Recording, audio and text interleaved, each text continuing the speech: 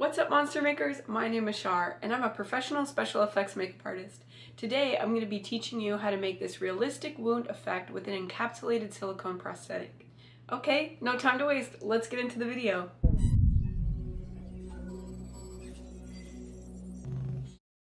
If you're interested in jumping right in and following along with the application, you can buy one of these prosthetics right now in a limited release at narrativecosmetics.com.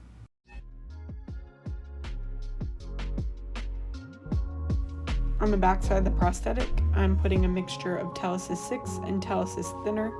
I'm only putting this in the center. I'll glue the edges down later on. Now I'm pressing the prosthetic down and laying it nice and flat. Part of the reason why I use Telesis for this is because I can go in with the thinner and smooth out any bunching of the cap plastic. Taking the mixture again, I'm going in and gluing down all the edges, trying to get them nice and flat as possible.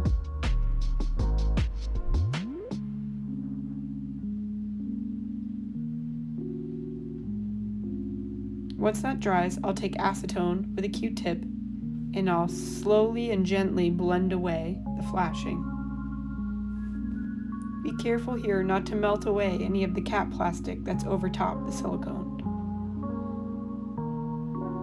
With acetone, I'm also taking away any extra little bits of cap plastic that may have been left behind. Next, I'll take my Prozaid cream and a red stipple sponge. I'll stipple in some Prozaid cream along the edge of the prosthetic. I'm being careful here not to add more than about 1/4 inch of this Prozaid cream. As well, it helps blend the edge. If there's too much, it can also leave an odd texture that will give away the edge of the prosthetic.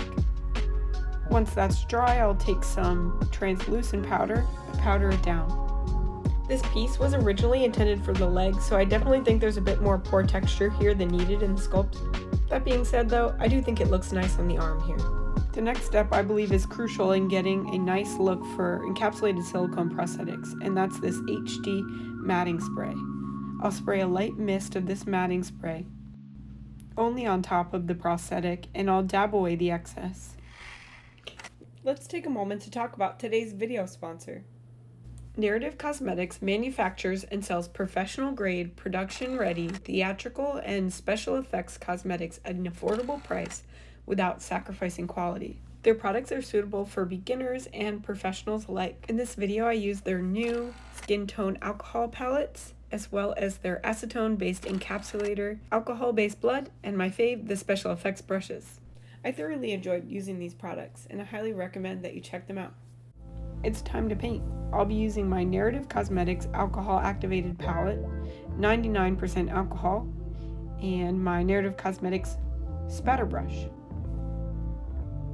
I'll start off with a really light layer of this mauve color.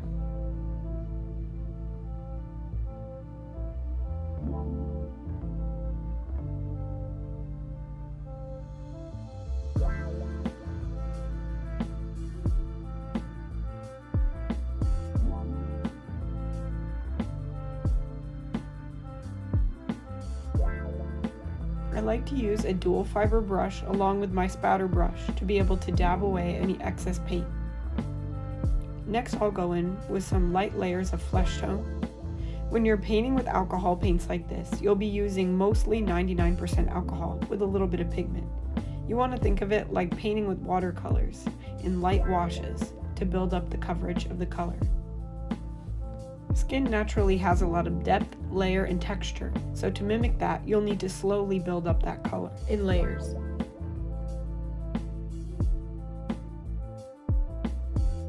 The skin of my model has a beautiful variety of color and texture. To bring this texture to life, I'll be going in with a nice diluted darker shade of brown with a little bit of cool tone mixed in. When I do this process, I use a small round brush as well as my dual fiber brush in the same hand, so I can dot on that color and then tap away the excess with my other brush. In between these layers of texture, I did a couple washes in layers of spattering of lighter skin tone as well. Again, working slowly and in layers is the best way to achieve the most realistic effect.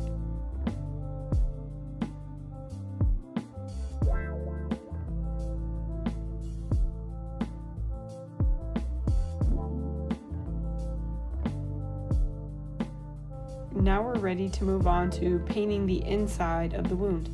I'm going in with some mauves and some reds, building up the color inside the wound.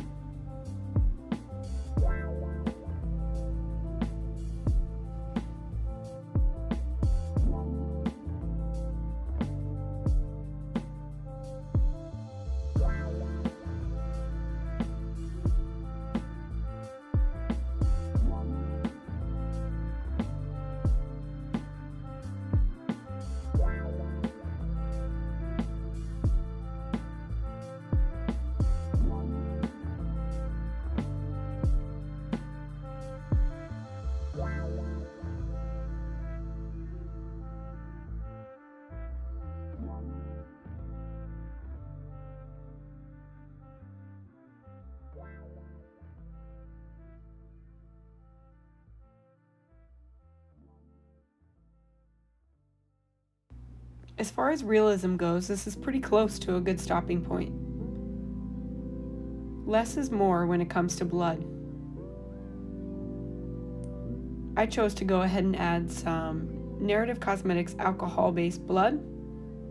This blood looks wet even when it's dry, and it gives a lasting and fresh effect.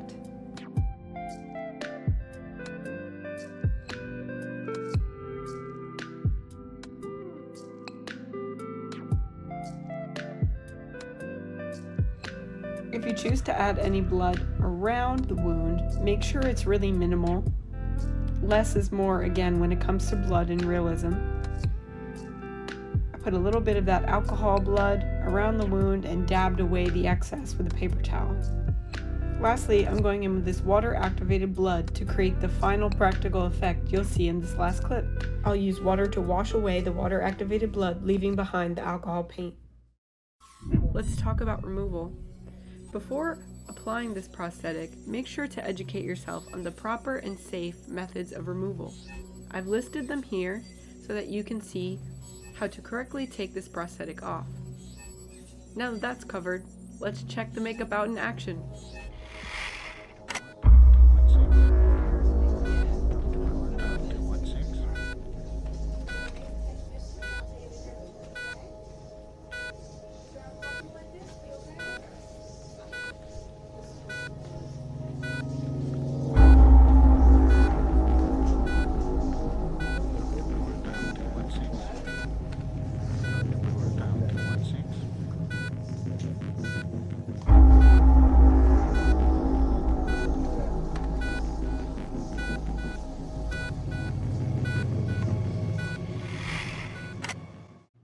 Hey, thanks so much for watching my video. I hope that you enjoyed it or that maybe you learned something. If you have any questions at all about what you saw in this video, please feel free to leave them in the comments below.